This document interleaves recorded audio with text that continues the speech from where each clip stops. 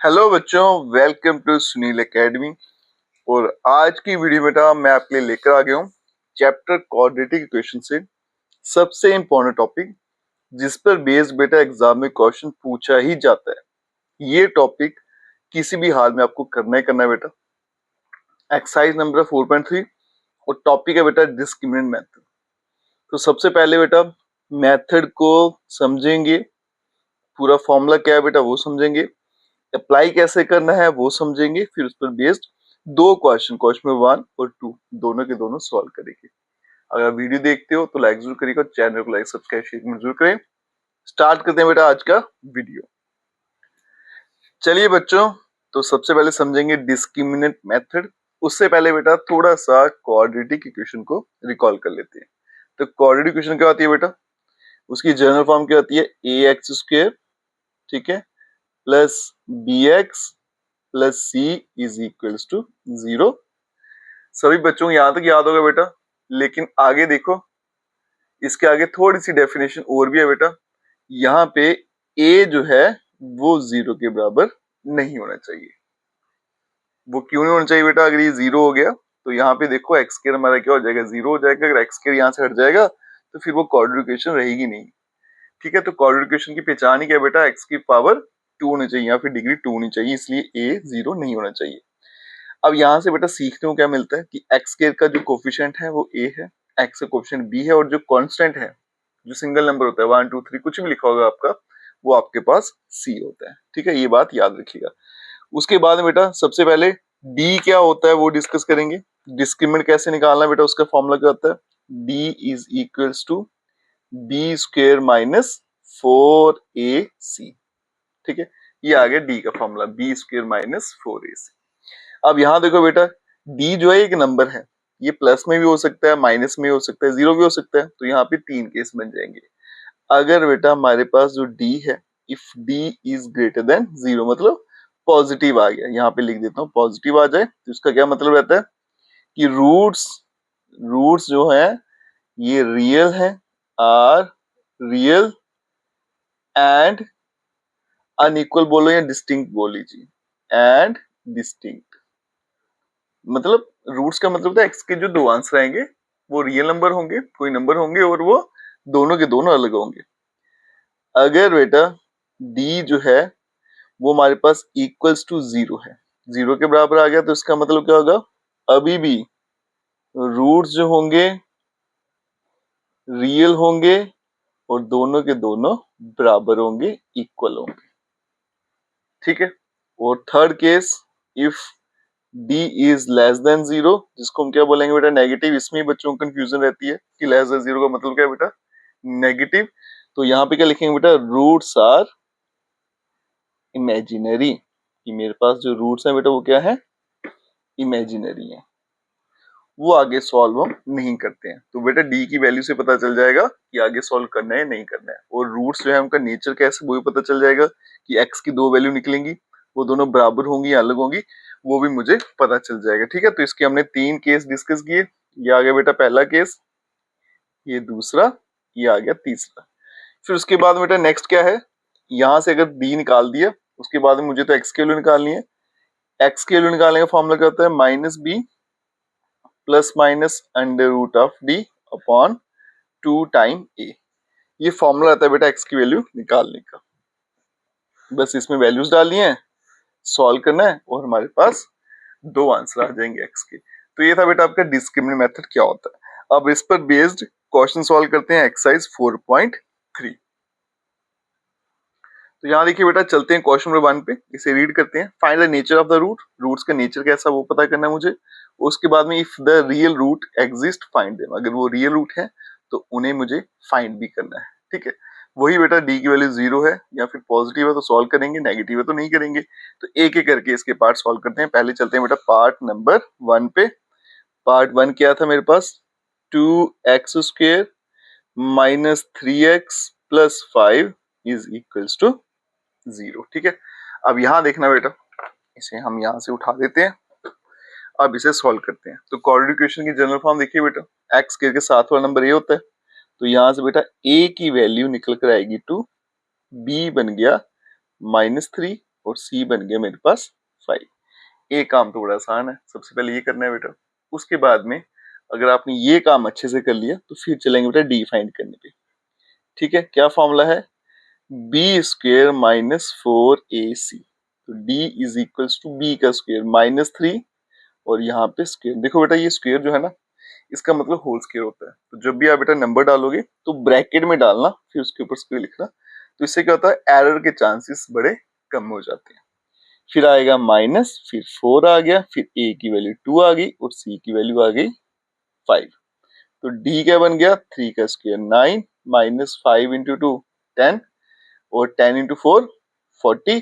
तो d कितना आ गया बेटा मेरे पास, -31 लेस देन 0। तो कौन सा केस आ गया बेटा, थर्ड वाला। तो क्या लिख देंगे, रूट्स आर इमेजिनरी। तो इस केस में बेटा इसके रूट्स क्या है, इमेजिनरी है।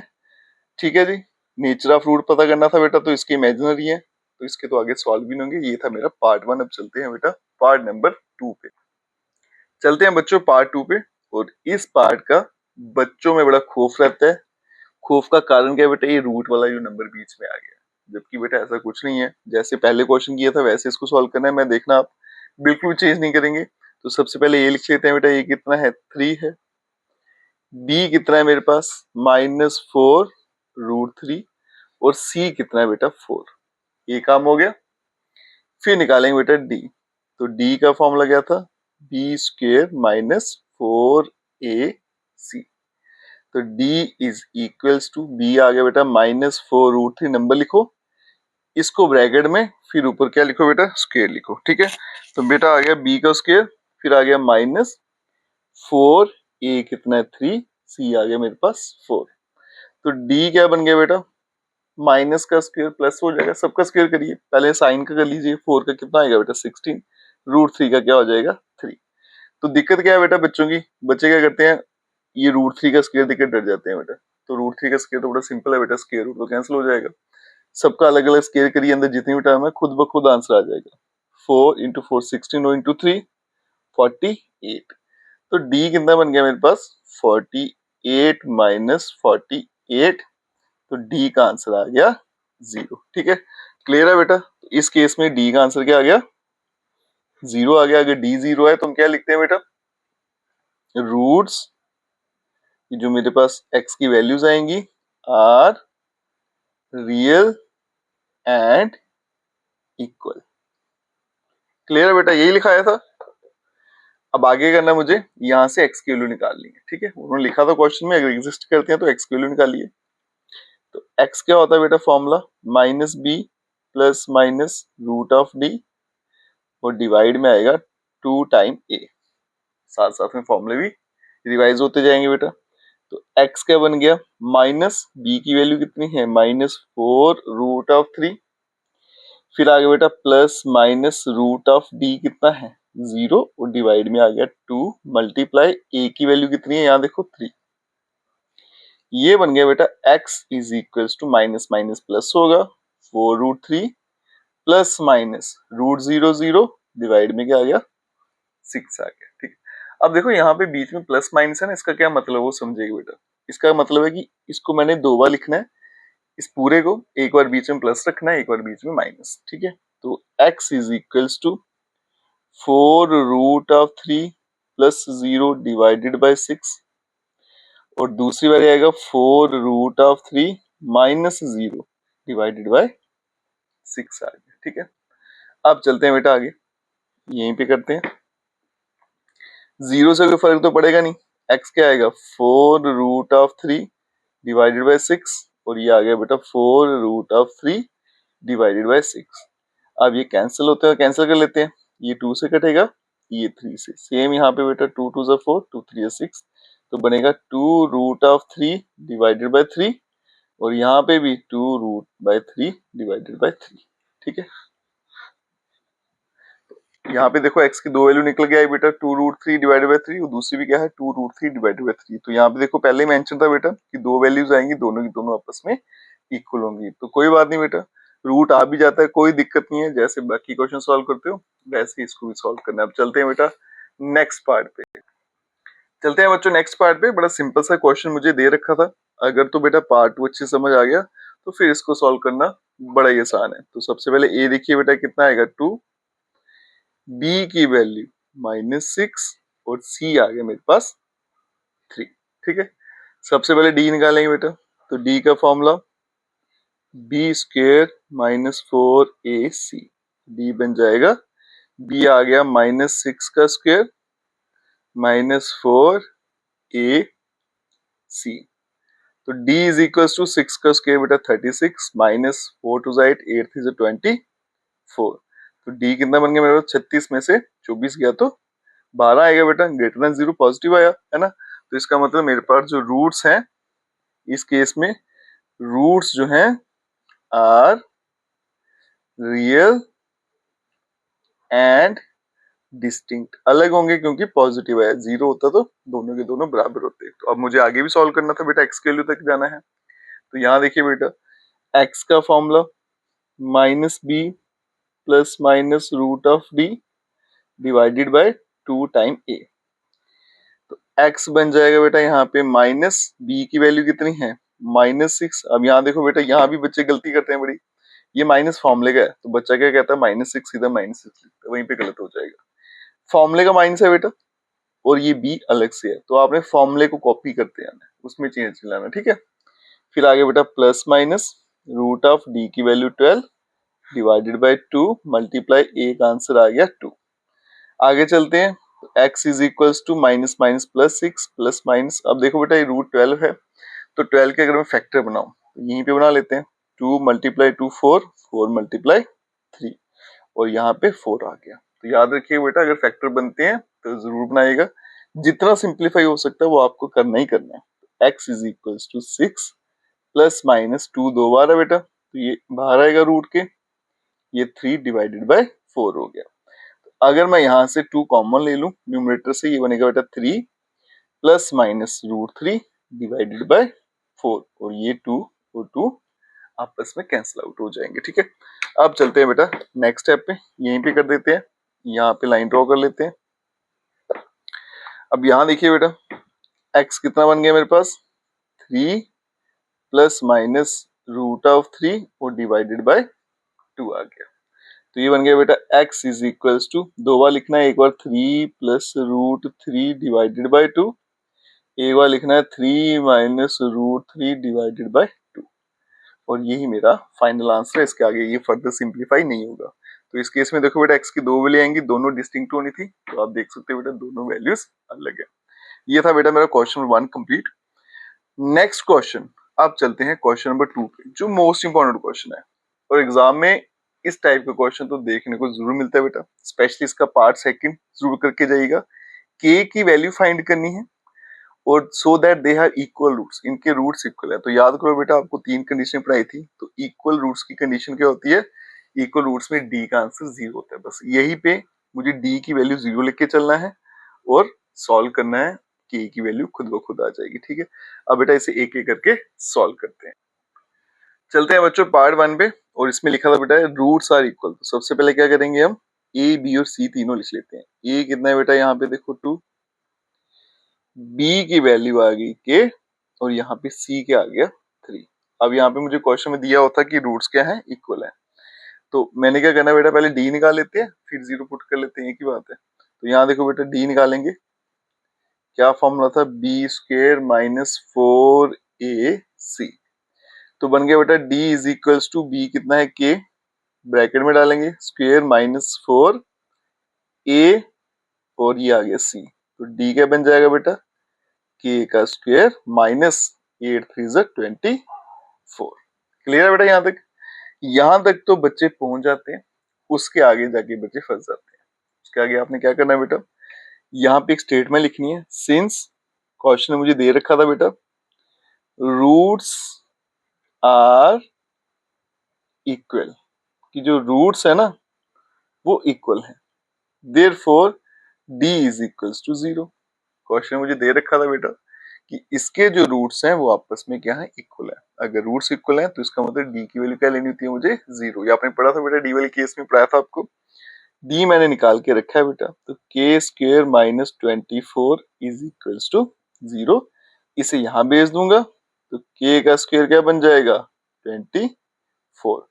तो k क्या बन जाएगा, प्लस माइनस रूट ऑफ 24, क्योंकि स्क्वायर है ना, वहां जाएगा तो इसलिए दो वैल्यू आएंगी, प्लस माइनस लगा देंगे तो बनेगा बेटा k is equals two plus minus, अब बनाएंगे रूट 24 के फैक्टर। अब 24 के अगर फैक्टर हो बेटा 8 इंटू 3 होता है, तो मतलब 2 मल्टीप्लाई 2 4, 4 2 जा 8, 8 मल्टीप्लाई 3, तो k is equals two plus minus 2 का पेयर बन गया, बाहर आएगा रूट ऑफ 6, तो ये आएगा फाइनल k का आंसर प्लस माइनस 2 रूट 6। ठीक है, ये बेटा एकदम आसान था। नेक्स्ट पार्ट, उसमें बच्चों को थोड़ी दिक्कत आती है बेटा। नेक्स्ट पार्ट देखिए क्या है इसका, ऐसा लिखा के एक्स फिर x minus 2 plus 6 is equal to 0। यहाँ पे तो सीधा कोड एडुकेशन दी थी बेटा, अगर आप जनरल फॉर्म याद करो तो ये वैसा क्वेश्चन नहीं दिया हुआ, तो पहले इसको जनरल फॉर्म में कन्वर्ट करेंगे फिर इसको सॉल्व करेंगे। ठीक है, तो क्वेश्चन बेटा पहले यहाँ पे नोट कर लेता हूँ। तो नेक्स्ट पार्ट बच्चों मैंने यहाँ पे नोट कर दिया, अब इसको सिंप्लीफाई करते हैं। सबसे पहले जनरल फॉर्म में कन्वर्ट करेंगे फिर सॉल्व करेंगे। बच्चे यहाँ पे घबरा जाते हैं, घबराना नहीं है बेटा, सिंपली मल्टीप्लिकेशन दिख रही है तो इसको पहले मल्टीप्लाई करें, तो अंदर मल्टीप्लाई करूंगा बेटा x और x मल्टीप्लाई हो जाएंगे, k तो वैसे रहेगा तो बनेगा kx स्क्वायर माइनस इनके साथ मल्टीप्लाई करूंगा क्या बनेगा 2kx, जो भी दिख रहा है दोनों में सारे का सारा यहाँ पे छाप डालो, प्लस 6 इज इक्वल्स टू 0। बस एक स्टेप करना था और आपका इक्वेशन बन जानी है। इक्वेशन बन गई, तो a की वैल्यू k है बेटा, b का आंसर माइनस 2k और c का आंसर 6। अब यहाँ पे भी दिक्कत आती है, abc क्या लें बेटा, एक्स स्क्वायर को छोड़ दो पीछे बच गया a, एक्स को छोड़ दो पीछे जितना भी दिख रहा है सारा b है, और तीसरा जो बच गया वो तो है इसी है। तो सबसे पहले बेटा यहाँ पे हम क्या करेंगे, d की वैल्यू निकालते हैं, तो यहाँ पे पार्टीशन बना लेते हैं और यहीं पे कोशिश करते हैं इसको खत्म करने की। ठीक है, तो सबसे पहले बेटा यहाँ पे d निकालेंगे, d का फॉर्मूला लिखेंगे, d is equals to b square minus 4ac। ठीक है, तो ये आ गया बेटा d is equals to, b की वैल्यू कितनी है माइनस 2k, तो माइनस 2k का होल स्क्वायर फिर माइनस 4, a की वैल्यू कितनी आ गई k और c की वैल्यू आ गई 6, तो d कितना बन जाएगा 2 का स्क्वायर 4, साथ में आ गया k का स्क्वायर माइनस 6 इंटू 4 24 और साथ में आ गया k। ठीक है जी, क्लियर है यहाँ तक। फिर यहाँ पे फिर से लिखेंगे सेम डायलॉग, सिंस रूट्स, जो रूट्स दे रखे थे बेटा वो आपस में क्या थे, इक्वल थे, बराबर थे, इसका मतलब डी का आंसर क्या लेना मुझे 0। अब यहाँ देखो बेटा डी 0 है तो इसका मतलब 4k स्क्वायर माइनस 24k, ये किसके बराबर हो गया 0। अब दिक्कत है कि इसको कैसे सॉल्व करें। यहाँ देखो बेटा क्या करना होता है मुझे, जो भी कॉमन दिख रहा है उसको आप कॉमन ले लीजिए। पहले नंबर्स में से कॉमन ले तो 4 आएगा, k में से कॉमन ले, यहाँ पे 2 k है, यहाँ पे एक, तो एक ही k कॉमन आएगा, तो यहाँ पे बचेगा बेटा k फिर माइनस, यहाँ पे आ गया 6 इज इक्वल्स टू 0। मल्टीप्लाई कर लीजिए सेम वही बन जाएगा फिर से। अब यहाँ देखो बेटा दो टर्म्स है, अगर दोनों का प्रोडक्ट 0 है इसका मतलब क्या होगा, या तो ये वाला पोर्शन 0 है या फिर k minus 6 is equals to 0। ये तो रूल है बेटा मल्टीप्लिकेशन का, कभी भी क्या हो, दो इक्वेशन है प्रोडक्ट में दे रखी है, उनका प्रोडक्ट अगर 0 है तो इसका मतलब दोनों में से कोई एक 0 है, तो ही तो आंसर 0 होगा ना। अगर ये 0 होगा तो भी आंसर 0, ये 0 हो गया तो भी आंसर 0। अब मुझे पता नहीं है, वही निकालते हैं बेटा। तो यहाँ से बेटा शिफ्ट करूंगा अगर 4 को तो बनेगा 0/4 और k is equal to minus 6 मान जाएगा तो बन जाएगा प्लस का 6। तो k क्या बन गया बेटा यहाँ पे 0/4। अब बच्चों को यहाँ भी दिक्कत होती है कि 0/4 क्या है बेटा, अगर 0 न्यूमरेटर में है आंसर हमेशा 0 रहेगा, और यहाँ पे बेटा k का आंसर क्या आ गया 6 आ गया। तो यहाँ पे बेटा k के दो आंसर निकले, एक निकला 0, एक निकल गया 6।